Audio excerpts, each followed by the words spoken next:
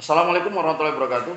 Jumpa lagi dengan saya Ahmad Esudi, host di Realtor Channel, kanal YouTube-nya situs berita realterkini.com. Secara terjadwal kami akan melakukan talk show dan hari ini kami akan membincangkan tentang libur panjang. Lusa akan dimulai libur panjang sempena hari lahir Nabi Muhammad SAW dan akan libur sampai tanggal hari Senin baru masuk. Secara epidemiologi, situasi ini akan menjadi kerawanan untuk penyebaran COVID-19. Karena itu kita hari ini akan berbincang dengan seorang narasumber kita dari yaitu Ibu Rozita, yaitu Kasih Promosi Kesehatan dan Pemberdayaan Masyarakat dari Dinas Kesehatan Provinsi Riau. Narasumber kita ini akan coba memberikan kiat bagaimana jika masyarakat tetap melakukan kegiatan berlibur dengan keluarganya, tetapi dengan cara yang aman. Langsung kita sapa narasumber kita. Assalamualaikum Kak Rozita. Waalaikumsalam Pak Ahmad Esudi. Terima kasih sudah diundang di Realtor Channel. Ya. Waduh, Sehat. ini platform baru dari Realtor Kini Ya. Keren. Harus kami jujur, Kak Rozita merupakan narasumber paling cantik yang pernah hadir di studio kami. Berarti Ya. masih bapak-bapak ya? Iya, semuanya? itu. Oke. Kak Rozita, seperti yang saya sampaikan dalam pembukaan, ini kita akan kedatangan libur panjang dan ini banyak pihak mengkhawatirkan situasi ini akan menjadi lonjakan penyebaran COVID-19. Apa yang harus dilakukan masyarakat menghadapi libur panjang ini? Ya. Baik, terima kasih Pak Ahmad Esudi. Kalau biasa kami familiarnya manggil Bang Ame. Yap, Apa masih boleh dipanggil Bang Ame ini? Sila. Iya, sila ya. Betul sekali, kita memang tidak menginginkan adanya lonjakan kasus COVID lebih jauh lagi, terutama di Provinsi Riau. Untuk itu sudah ada beberapa koordinasi dari pemerintah Provinsi Riau, bahkan Bapak Gubernur sendiri sudah mengeluarkan surat edaran Gubernur nomor 309 tahun 2020, bulan ini ya, bulan Oktober ini. Beliau menghimbau untuk tidak bepergian keluar kota untuk khusus ASN dan non ASN untuk keluar kota selama libur panjang. Dan bagi yang memang ada keperluan keluar daerah, itu ada persyaratan khusus yang disampaikan di dalam surat edaran tersebut, wajib harus melakukan tes PCR secara mandiri. Nah, tes PCR secara mandiri ini tentunya memerlukan biaya yang cukup besar ya. Jadi kalau kita sarankan sih kepada masyarakat mungkin lebih baik untuk berdiam di rumah dulu. Namun demikian, namanya juga masyarakat tentu punya hak untuk pergi jalan-jalan, menikmati liburan atau mungkin mengunjungi saudara. Ada beberapa kiat-kiat ya yang perlu kita sampaikan. Kami juga terima kasih dari Dinas Kesehatan sudah diundang di sini di Realtor Channel. Mudah-mudahan ini nanti bisa bermanfaat untuk masyarakat. Apa saja yang perlu dilakukan saat kita bepergian, seperti ke tempat wisata atau pergi ke tempat umum ya. Jadi nanti ada tiga hal penting yang harus kita perhatikan atau yang akan berperan dari pemerintah sendiri, kemudian kerja dari tempat wisatanya, dan kemudian juga dari masyarakatnya sendiri yang melakukan perjalanan atau melakukan kegiatan wisata. Nah, ini salah satu bagian dari tugas promosi kesehatan dan pemberdayaan masyarakat, bagaimana mengedukasi masyarakat untuk tetap melakukan protokol kesehatan, terutama untuk pencegahan COVID ini. Artinya tadi kalau berdasarkan surat edaran Gubernur tadi, idealnya masyarakat menahan diri, stay di rumah. Kalau libur bersama keluarga di rumah. Tetapi jika harus melakukan kegiatan di luar rumah, baik itu ikut pariwisata atau berkunjung ke sanak famili, ada 3 tip yang harus dilaksanakan. Ya intinya kalau yang tercantum di dalam edaran Gubernur tersebut adalah bahwa wajib harus melakukan PCR, PCR itu. saat berangkat dan saat pulang kembali. Itu untuk PNS atau juga masyarakat? PNS dan non PNS. ASN, dan untuk masyarakat sebenarnya sudah ada posko-posko di tempat-tempat perbatasan ya. Kemarin juga teman-teman dari Yankes juga sudah berkunjung ke posko-posko tersebut dalam persiapan untuk antisipasi masyarakat yang berpergian keluar dari daerah Riau, terutama di daerah yang berbatasan dengan Jambi, kemudian Sumatera Barat dan juga Sumatera Utara. Nah, kita tahu selama ini asal ada libur 1 hari 2 hari pasti masyarakat akan pergi keluar daerah. Nah, jadi seperti itu Bang Ame ya. Jadi ya sebenarnya ya kita tahu ya COVID ini, penularan COVID ini mungkin masyarakat sudah banyak yang tahu dari media-media bahwa COVID bisa ditularkan melalui sentuhan, kontak erat, kemudian melalui droplet. Jadi masyarakat harus tahu bagaimana cara menghindarinya. Jadi artinya boleh kita melakukan kegiatan, tetapi harus mengacu kepada protokol kesehatan dan dilakukan dengan ketat dan disiplin. Nah, jadi misalnya seperti kita pada saat ini, mungkin kalau waktu biasa-biasa kita santai aja, tidak harus pakai masker. Nah, ini karena penularan COVID itu sendiri itu bisa melalui droplet. Droplet itu udara yang keluar saat kita berbicara. Dengan kita menggunakan masker ini, maka droplet itu akan tersimpan sendiri. Jadi saya menggunakan masker untuk melindungi Bang Ame menggunakan masker untuk melindungi saya, supaya kita tidak saling menularkan. Nah, pada saat liburan ini kita berharapnya masyarakat memang melakukan protokol kesehatan itu dengan ketat. Kalau kita tidak tahu kan daerah-daerah wisata itu kalau kita berkunjung itu pasti daerah keramaian ya, banyak orang berkerumun. Konsentrasi massa akan sangat banyak.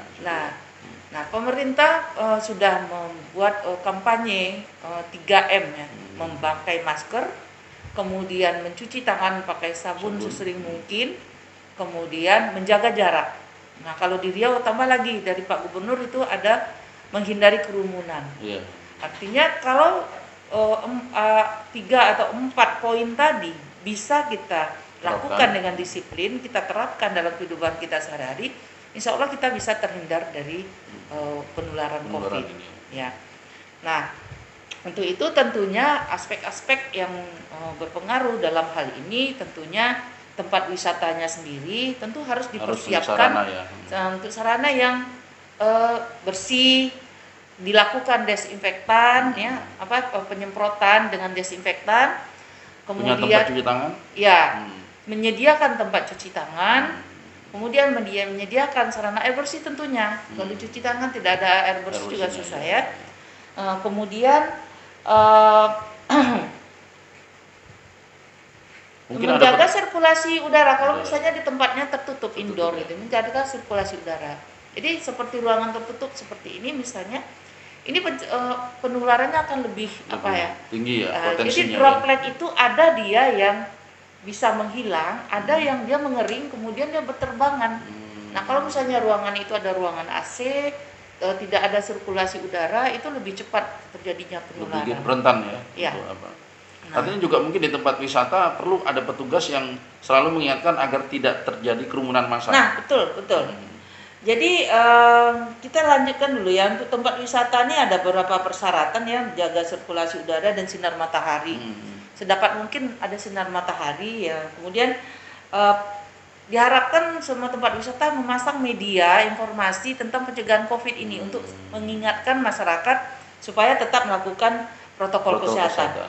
Kemudian pastikan pekerja yang berada di lokasi wisata tersebut itu melakukan PHBS, perilaku hidup bersih sehat. Ya. Jadi jangan sampai nanti dari pekerjanya sendiri justru yang menularkan kepada pengunjung. Misalnya contohnya kalau tempat-tempat umum seperti toilet gitu ya, pekerjanya positif COVID, dia pegang handle toilet misalnya, dia membersihkan toilet, dia pegang toilet, nanti masyarakat memegang handle itu otomatis akan tertular.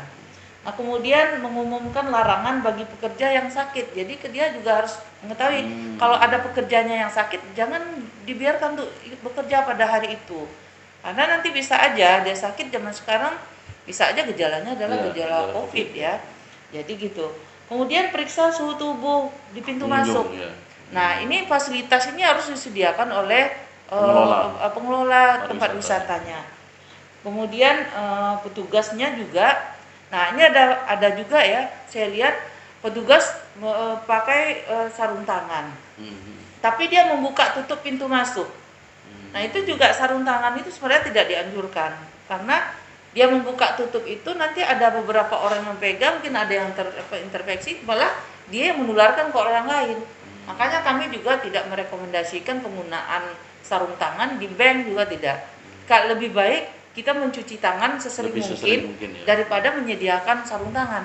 Nah, kita kalau sudah memiliki sarung tangan, sudah memakai sarung tangan, sering abai untuk mencuci tangan, malas untuk cuci tangan. Udah merasa aman gitu. Nah, kadang kita nggak sadar pegang-pegang muka, pegang-pegang apa ya, namanya kita kan refleks ya. Jadi itu juga salah satu yang rawan yang harus kita perhatikan.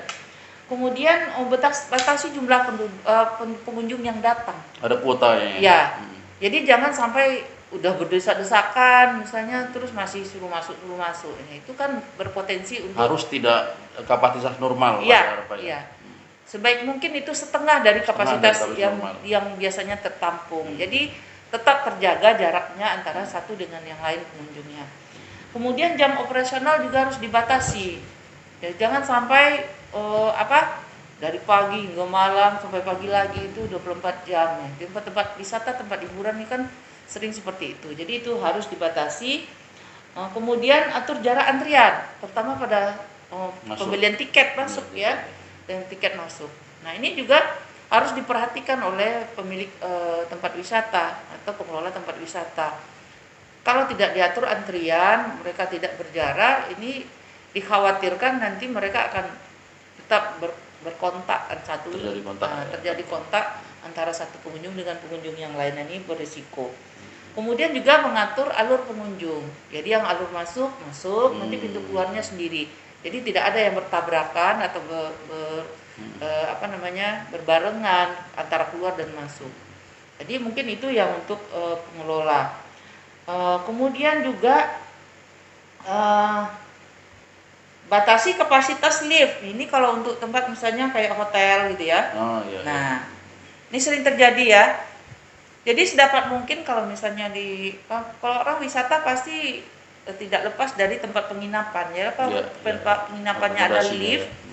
Nah, untuk hotel atau tempat yang sudah tempat wisata yang memiliki lift yang sudah melakukan protokol kesehatan, biasanya mereka menyediakan tusuk gigi itu untuk memencet nomor lift. Nah, itu di mal-mal biasanya sudah disediakan ya. Kemudian batasi juga kapasitas liftnya. Kalau mungkin kapasitasnya 17 orang mungkin jadi 10 sementara misalnya. Jadi 6 orang atau 8 orang gitu supaya tetap berjarak. Kemudian atur jarak di elevator atau tangga. Ini biasanya di mal-mal ya. Nah, karena saking ramainya, namanya libur ya, orang dari desa mungkin datang ke Pekanbaru. Nah, nanti mereka berbondong-bondong naik lift. Nah, itu alur lift itu kan ada tempat tangannya itu juga harus dibersihkan sesering mungkin ya. Harus disemprot dengan desinfektan dan itu tugasnya pengelola tempat wisata. Kemudian berikutnya adalah gunakan partisi di meja counter, misalnya meja kasir. Terus ada lapisan plastik, kaca atau akrilik atau plastik, sehingga pengunjung dengan petugas itu tidak saling berkontak langsung. Jadi tetap ada jarak dan dibatasi oleh partisi. Kemudian utamakan metode pembayarannya dengan uang digital. Nah, sekarang kan sudah pakai kartu ya, itu mungkin lebih baik pakai kartu uang digital daripada sistem pembayaran dengan uang tunai. Uang tunai itu berisiko untuk menyebarkan virus. Kemudian arahkan pekerja dan pengunjung ke fasilitas pelayanan kesehatan jika didapati ada yang sakit, misalnya tiba-tiba mendadak. Nah, harus ada tempat yang tiba yang bisa untuk menampung kalau seandainya ada Ya, terjadi situasi emergensi. situasi emergensi. Jadi ada tempatnya yang bisa untuk terutama untuk demam, batuk, sakit tenggorokan atau sesak napas. Jadi untuk emergensi tetap harus disediakan. Kemudian lokasi wisata yang rentan penularan COVID atau sulit menerapkan protokol kesehatan itu kita tidak rekomendasikan untuk dibuka, sebaiknya ditutup saja.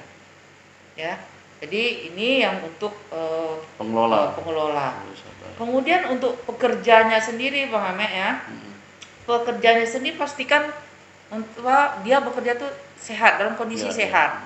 Ya, dicek suhunya, kemudian tidak ada gejala demam dan batuk segala macam. Kemudian baru dia melaporkan kepada pimpinannya bahwa dia siap untuk bekerja pada hari itu. Kemudian di perjalanan dan selama bekerja tetap menggunakan masker, jaga jarak dan tidak menyentuh area wajah. Jadi ini area wajah. Jadi harus kita tahu bahwa virus itu dia bisa masuk ke jaringan mukosa. Jaringan termasuk jaringan mukosa ini adalah misalnya seperti mata kita ya. Mata kita akan berhubungan dengan hidung kita, kemudian hidung, jaringan lunak yang ada di hidung, kemudian di tenggorokan. Nah, ini 3 tempat ini yang rawan untuk dihinggapi virus. Virus jadi apa saja, ya? termasuk virus COVID-nya. Jadi pintu masuk virus ke dalam tubuh kita gitu ya. Nah, makanya kita yang harus kita biasakan adalah tangan kita ini untuk selalu bersih. Jadi ketika kita kan misalnya lewat nyamuk, misalnya kita kucek-kucek mata, pastikan bahwa tangan kita tuh sudah steril baru kita megang-megang wajah.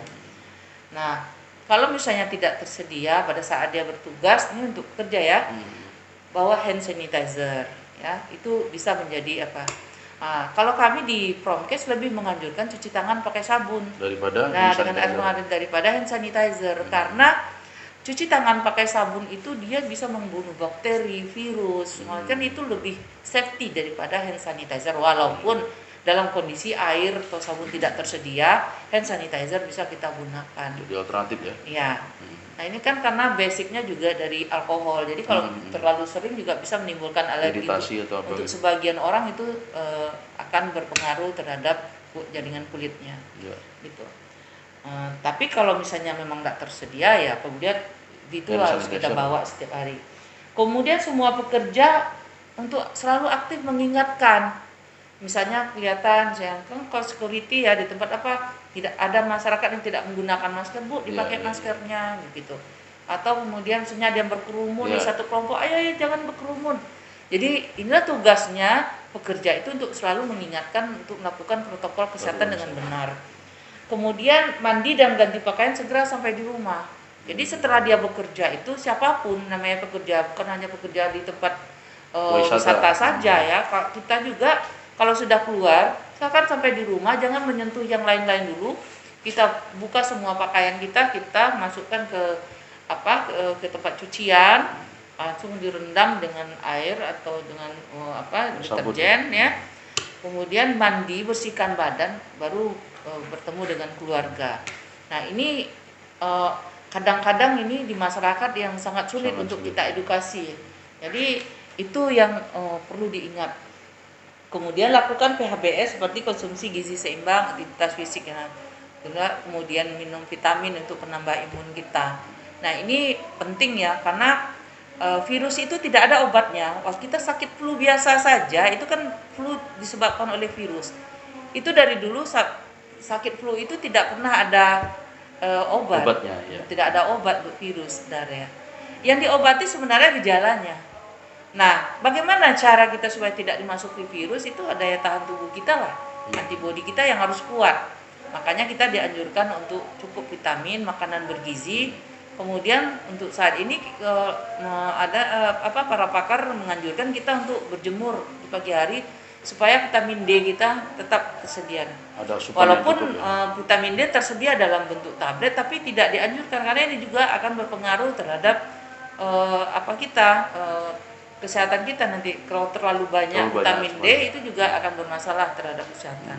Dari penjelasan kakak tadi artinya pemerintah tidak melarang tempat wisata atau pusat perbelanjaan, tetapi ada aturan yang sangat ketat ya. Dinas Kesehatan sudah berkoordinasi dengan instansi terkait untuk nanti mengawasi atau bagaimana? Pastinya di gugus tugas, Gugus itu tugas, ya? sudah termasuk ya, Bang ya. Saya yakin di gugus tugas karena sudah terdiri dari lintas sektor dan Ya, itu ya, sudah ya. ada koordinasi dengan Pak Gubernur terkait dengan antisipasi ini. Buktinya kan juga dengan Dinas Perhubungan juga sudah ada peninjauan ke lapangan untuk posko-posko yang di daerah perbatasan itu. Iya. Nah, satu lagi yang perlu tentunya orang yang melakukan wisata Berjalan. ini Bang Ame yang harus kita ini ya. Kadang-kadang kesadaran masyarakat ini agak susah, yang pengunjungnya sudah disediakan tempat Ya, cuci ya. tangan tapi tidak digunakan. Sudah diatur jaraknya tapi dia tetap lagi. bergerombol. Jadi ini yang agak sulit. Jadi pastikan sebelum berangkat wisata nih sesuai dengan judulnya tadi ya. Kiat. Sebagaimana kiat-kiatnya supaya liburan kita aman, tidak membawa penyakit, tidak pergi tidak ada sakit, kemudian pulang tidak juga membawa sehat. penyakit. Jadi pastikan bahwa kita memang dalam kondisi fit gitu, tidak ada gejala-gejala, apakah demam, pilek, batuk ataupun sesak napas sebelum kita berangkat. Jadi pastikan dulu bahwa ini semua berjalan semua sehat-sehat, anggota keluarga yang akan berangkat itu yakini dalam kondisi sehat.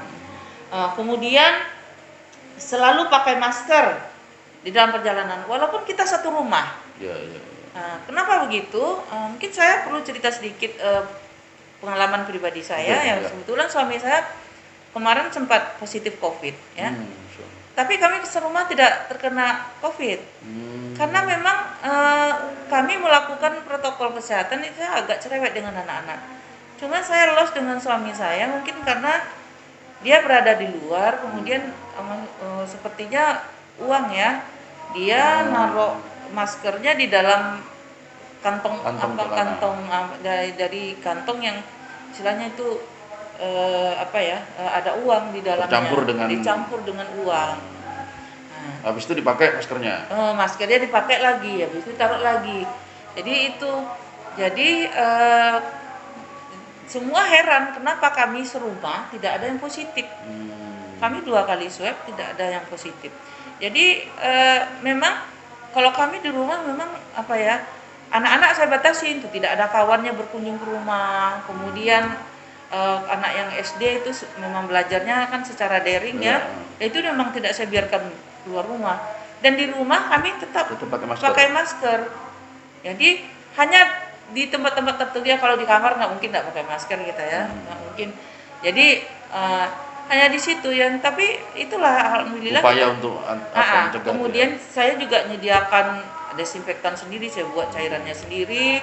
Jadi begitu pulang dari rumah saya semprotin semua ruangan-ruangan, mana tahu ada tamu tadi yang datang gitu ya. Itu. Jadi kemudian pakaian itu kami sekarang sudah merendam dulu dengan cairan Proclean Baiklin gitu ya, cairan ini dulu sebelum dicuci dengan Jadi dan air pun kami masukkan cairan desinfektan dulu sebelum mandi. Jadi memang kalau dulu kita bawa rumah sakit itu malas kita ya. Kalau sekarang rasanya kalau tidak bawa rumah sakit rasanya kurang bersih. Apalagi setelah suami sembuh, kemudian kita sudah beraktivitas normal, itu tambah ketat lagi kita di rumah. Jadi waktu kemarin sakit, waktu sempat kita isolasi karantina gitu. Tempat makan pun bahkan saya beli yang sekali pakai buang. Jadi tidak dicampurkan. Repot tapi memang harus dilakukan ya. Ya. Tapi itulah yang harus kita saat ini, bagaimana melindungi keluarga seperti itu. Lebih baik mencegah daripada mengobati ya. Iya. Nah, kembali lagi ke masalah wisata nih, kadang-kadang kita serumah ini abai. Padahal mungkin anak kita misalnya biasa kan kalau anak yang sudah lajang, yang udah kontak dengan orang lain, kontak dia dengan temannya, mungkin dia tidak bergejala, tapi dia ke rumah, untuk yang seumuran kita mungkin akan beresiko. Nah, jadi tetap di rumah tuh apalagi dalam perjalanan wisata kita mungkin menggunakan kendaraan umum, kemudian kita berada di tempat umum, maka pakai masker itu wajib. Kemudian sering cuci tangan pakai sabun. Untuk mana-mana kita sekarang Kalau dulu kita kemana-mana bawa apa ya, bawa dompet, bawa HP, bawa apa. Sekarang tambah lagi harus bawa hand sanitizer.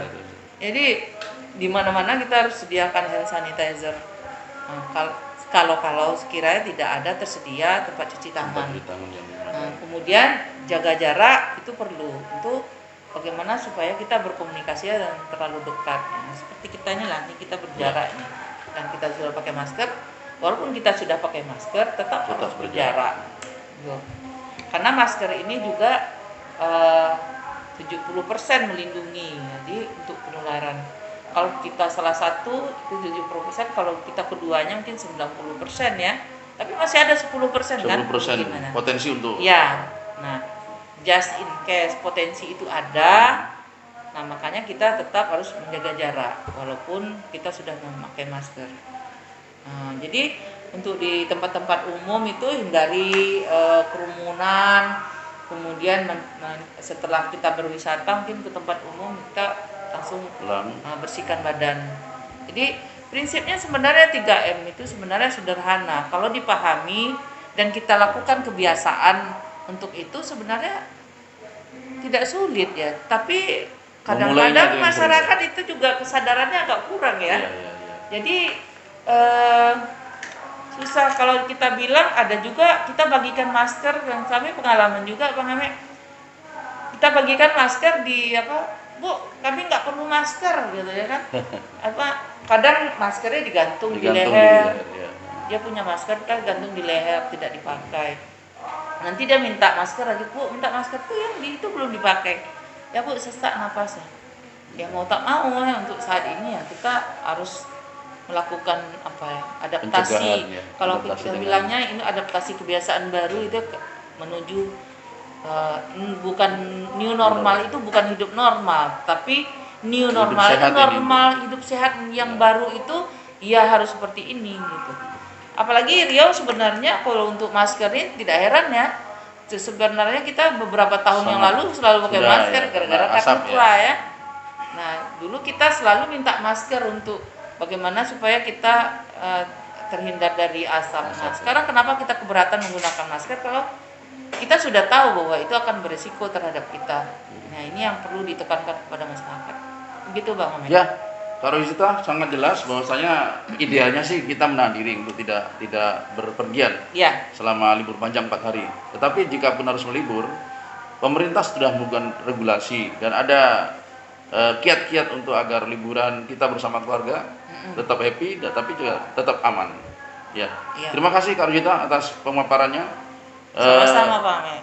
Saya yakin apa yang disampaikan narasumber kita hari ini akan sangat bermanfaat dan akan jadi sia-sia kalau tidak kita terapkan. Karena itu kita hari ini dapat informasi yang penting. Pesan saya, kita tahu kemudian kita laksanakan. Ilmu tanpa dilaksanakan itu tidak ada gunanya. Ingat pesan Ibu, sayangi diri kita, sayangi keluarga, sayangi masyarakat kita dengan menerapkan 3M. Memakai masker, sesering mungkin mencuci tangan dengan sabun, dan menjaga jarak. Masa sulit ini masih ada, tetapi yakinlah, optimis, ini akan berlalu. Bersama kita akan bisa melalui dan melawan COVID-19. Terima kasih atas perhatiannya dan sampai ketemu di talkshow selanjutnya. Terima kasih. Assalamualaikum warahmatullahi wabarakatuh. Waalaikumsalam.